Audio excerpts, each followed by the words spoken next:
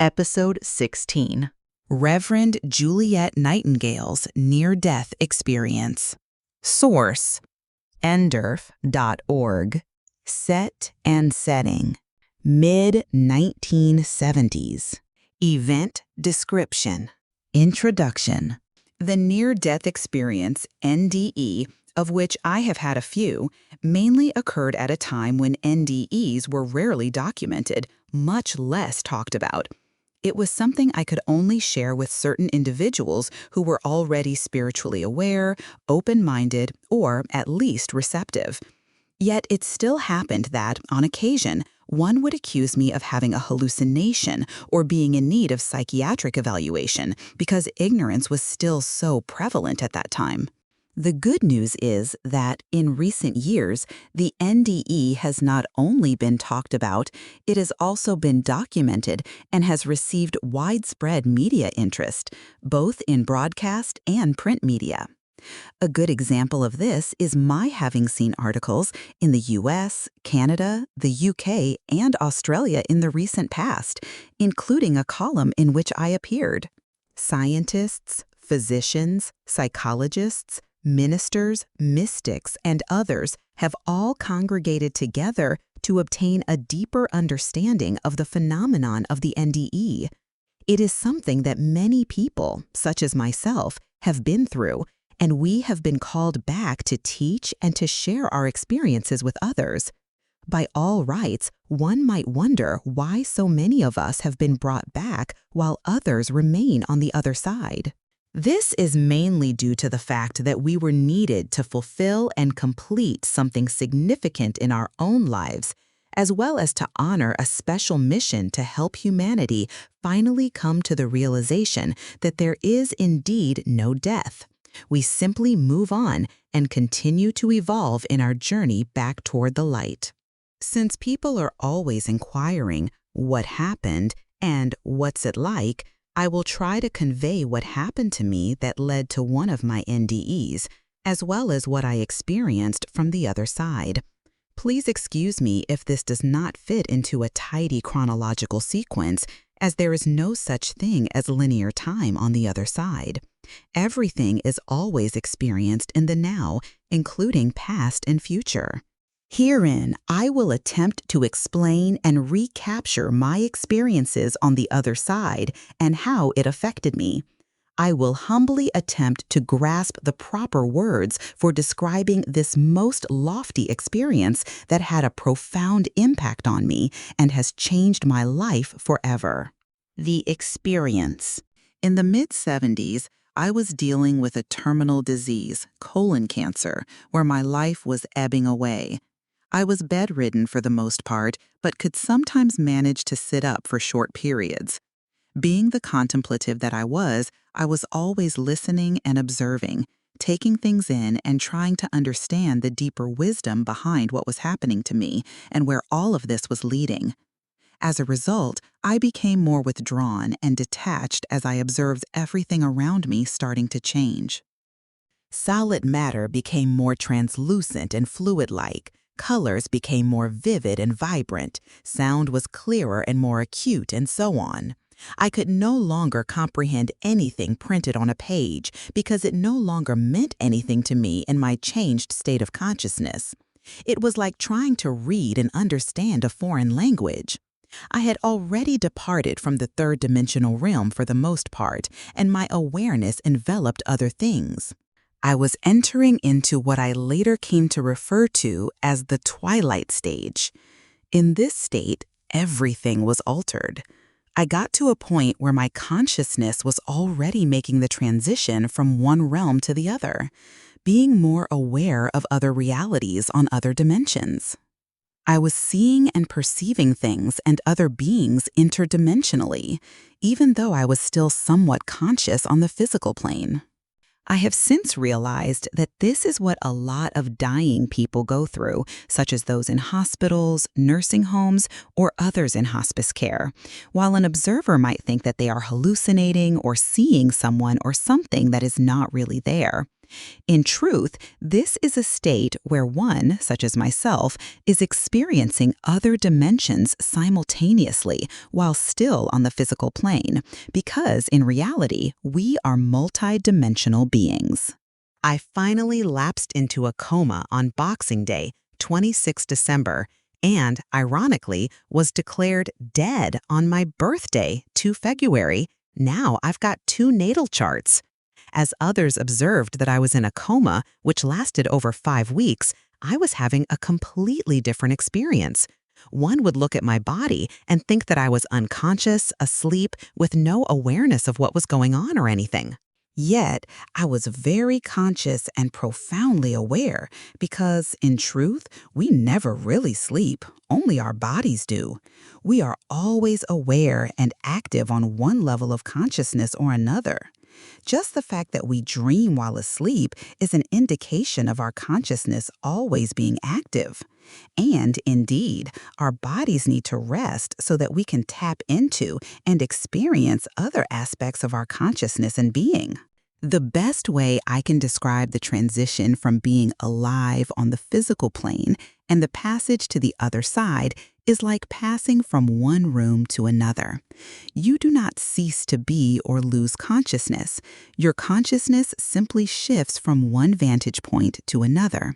The experience changes, your outlook changes, your feelings change. And the feelings I experienced were profound. For me, it most certainly became that peace that surpasses all understanding. My transition was gradual because of having a terminal disease, as opposed to a sudden one incurred from accidents, heart attacks, etc. I became aware of a being of light enveloping me. Everything was stunningly beautiful, so vibrant and luminous and so full of life. Yes, life, in ways that one would never see or experience on the physical plane. I was totally and completely enveloped in divine love. It was unconditional love in the truest sense of the word. I was in constant communion with this light and always aware of its loving presence with me at all times. Consequently, there was no sense of fear whatsoever, and I was never alone. This was a special opportunity to experience being at one with the all, never separate and never at a loss. The colors were so beautiful, watching the light whirl all around me, pulsating and dancing, making whooshing sounds, and being ever so playful at times, then very serious at other times. Many things would take on a luminous glow, a sort of soft peach color. Everything was so vibrant, even when I saw deep space. I was constantly in a state of awe. There were always beautiful beings around me as well, helping me, guiding me, reassuring me, and also pouring love into me. I was never alone. One of the first things I remember experiencing was the life review, which included everything that I had experienced in my physical incarnation up to that point. It was like being at the cinema, watching a movie of my life and everything happening simultaneously. I think most NDEs will agree that the life review is one of the most difficult aspects of the NDE. Viewing your entire life before you, with every thought, word, action, etc., can be most unsettling indeed. Yet what happened was the fact that no one passed judgment on me. I only felt the constant enveloping of divine love from the being of light that was always with me. What I came to realize then is that we judge ourselves. There was no he, God, sitting on some throne passing judgment on me, not that I even expected to see such a being in the first place. I never subscribed to such religious myths anyway. I seemed to be the only one who was uncomfortable and most critical of myself. Yet, having stated that, I also realized that I was not coming from a vantage point of the ego self, but rather from my soul self that was much more detached and had no feelings of being emotionally charged, etc. I was no longer identifying with the personality of the physical self. Therefore, what I felt was very different, coming from a completely different perspective as the soul self, my true identity. Even though I was no longer in my physical body, I did have form, a body of sorts. The best way I can describe this is that I felt like a bubble, floating and moving about effortlessly, sometimes very fast or gently drifting about. I felt hollow inside and so clear, even having a sensation of a breeze blowing inside of me. There was never any sense of hunger, thirst, weariness, or pain. Such things never entered my mind, in fact. Alas, I was pure consciousness, embodied in a light and ethereal form, traveling about or being still and observing intently and always in a state of awe.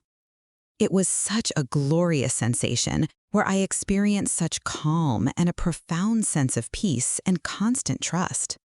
I also experienced no blindness, as I do with my physical eyes being legally blind, and what a sense of awe and wonder to be able to see. At one point, I perceived myself as being on a guided tour, as it were, visiting and observing different places, beings, and situations, some very pleasant and some very painful. The best way I can describe this tour was like being in a circular enclosure of windows, each pane revealing something different. But when I had focused on one particular pane, I had suddenly seen the pane become full size, much like a window on your computer monitor becoming full screen, and I stood still, just watching. One pane revealed a scene that one might interpret as a hell or purgatory, where faceless, gray-colored entities moved about aimlessly and moaned. They were clearly suffering and in great agony and anguish. I saw these souls as damaged souls, ones who had committed unspeakable atrocities during their previous incarnations. I have used the analogy of a soul being retrograde, much in the way a planet will have the appearance of going backwards. The prevailing feeling that I had whilst observing these souls was one of deep compassion and a yearning to comfort them. I wanted so much to see them relieved of their horrible suffering.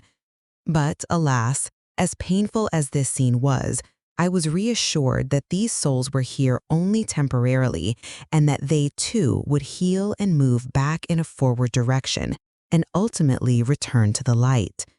All souls, without exception, eventually return to the light, according to what was revealed to me.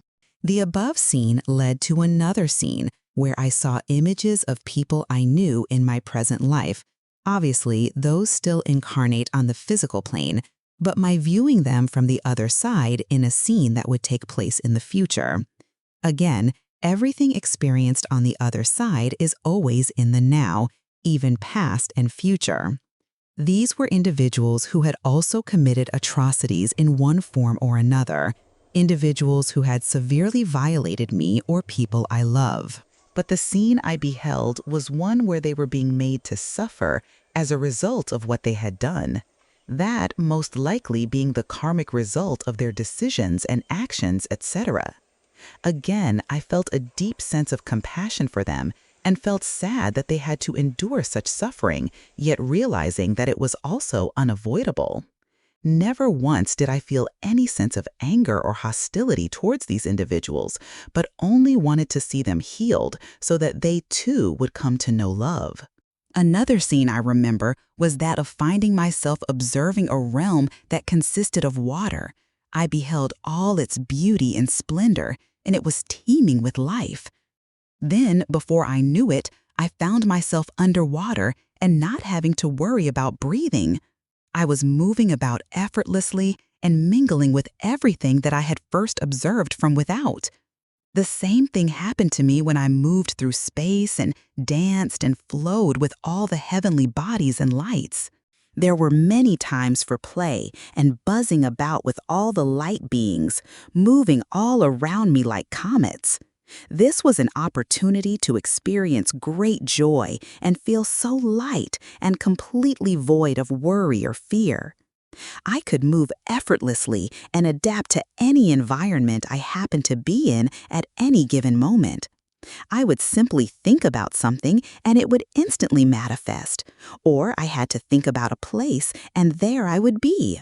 Oh, what a sensation to experience such power, to be anywhere I wanted to be, and to create anything I wanted to, and to feel so totally free.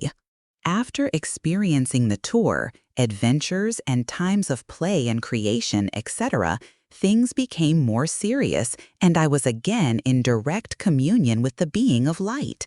I was now asked to help or assist in some way in creating and determining the outcome of certain events, situations, or even things affecting others. Me? Just little me?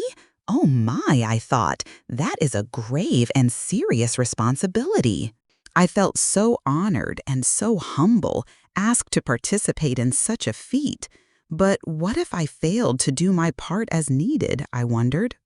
Then I was assured that everything would work out exactly as it should, even if I could not complete things as desired. It seemed that the point in all this was the fact that we co-create with the light and we are also part of the light. Furthermore, no matter what happens, the light source will always be in control and be there to see things through, despite any shortcomings on our part as souls. How auspicious it is, then, to realize that, as souls, we are a part of all creation and take part in the actual creative process thereof. This very thought of being asked to help, to co-create with the light, made me feel profoundly special and important in the greater scheme of things, but by no means from an egotistical point of view. As stated above, I felt so deeply humble and a serious sense of responsibility for every thought and action I made. My only thought was that I wanted to do what was right, how important it was that I be very loving and creative and never damaging in any way, and that is the gift.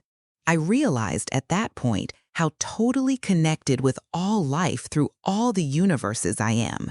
I felt one with the all, never separate, never apart. Still, there was no fear. Still, there was only love. Forever and for always, I could never be alone, because I would never be alone. It is impossible to be alone, because life is everywhere, love is everywhere, and this is what carried me and has stayed with me. I so cherished this communion with the light. Everything was communicated telepathically, whether with the light or other beings, friends, or loved ones. It did not matter. It was always honest, open, and real, and it was always done with love. There is no such thing as putting on airs, and no need to hide on the other side. No one is there to hurt you in any way, not in the least, because there is no sense of lack or the need to steal someone else's power or energy. You are operating as a soul, not centered in ego or personality. It is nice to realize that you will have whatever you need because you have the capacity and power to create it instantly. As the mood seemed to shift, I felt as if there was something serious that was just about to befall me. I was now being told that I was going to have to return to the alien, physical world I had left behind, that I was needed there for something very special and significant. I needed to go back to share what had just happened to me and to let others know that life is indeed eternal and that death is an illusion. On a personal level, I was told that I needed to experience great love and joy in that world, and finally, I would be able to return home. I was then assured that I was real and that I could believe in what I had come to know in this glorious realm, not only about myself, but also about all life. I was also told, however, that the world I was returning to was an illusion and that I was not to identify with it or be involved, to be in it, that not of it, and that I was only passing through. To say that my heart sank would be an understatement. This was the first time that I had the true experience of a broken heart while on the other side. The very thought of leaving this sacred realm where I was in constant communion with the light and other beings crushed me in ways I could never describe. I knew how dark and foreboding that strange, illusory world that I was being asked to return to was, and it is indeed a world I have never identified with. However, I was once again reassured that the light and other loving beings would be with me at all times and to remember that I would never be alone. Gratefully, there was still no sense of fear, only sorrow now, but realizing that I had to honor the divine will making this request of me. As I reluctantly accepted this mission, I suddenly beheld before me a most beautiful being who appeared in front of me, pouring tremendous love into me and filling me to overflowing. It was as if this was my gift for accepting the painful request to leave my home on the other side and return to a world so alien to me. This being loved me very deeply and stayed with me, continuing to radiate love and sound, and it was made clear that he would be with me always. I started moving back into this world in much the same way that I had left it. It was a very gradual transition. I was now more aware of my body lying in hospital intensive care, hooked up to a life support system, but it was still so separate from me and the vantage point I was experiencing from the other side. It was like being a newborn baby when I finally regained consciousness on this plane. Everything was so strange and new. I had just come from another world, literally, and this world appeared so much darker and void of color by comparison. Everything was drab and appeared flat to me. I did not feel the life force I experienced on the other side, but I was resolved to honor the will of the light I had been sent back to fulfill. I had a mission, and there was a special promise that was made to me in return. Even in hospital, I was aware of the being of light still with me and communicating with me. I was also still aware of other beings with me, beings that I came to realize later only I could see and hear. Finally, one day, the being of light disappeared from view of my mortal awareness, and I knew now that I was fully back in this world. Again, I was broken-hearted, but still free of all fear and believing and trusting in the promise that I would never be alone, and so it was. This near-death experience, or what I prefer to call an eternal life experience, left me feeling such a profound sense of triumph and awe. Something else I learned too is that fear is an acquired state, not a natural one. It is something that you learn but has no connection with the soul self. Love is the prevailing force at all times, no matter how things may appear in this world of duality and illusion. It is merely a hologram created by the collective consciousness for the sake of growth and evolution. Therefore, what occurred on the other side, for me, was a special opportunity to experience and know with total certainty that everything was evolving exactly the way it should, and that the ultimate destiny for every living being is to return to the source, the light, pure love.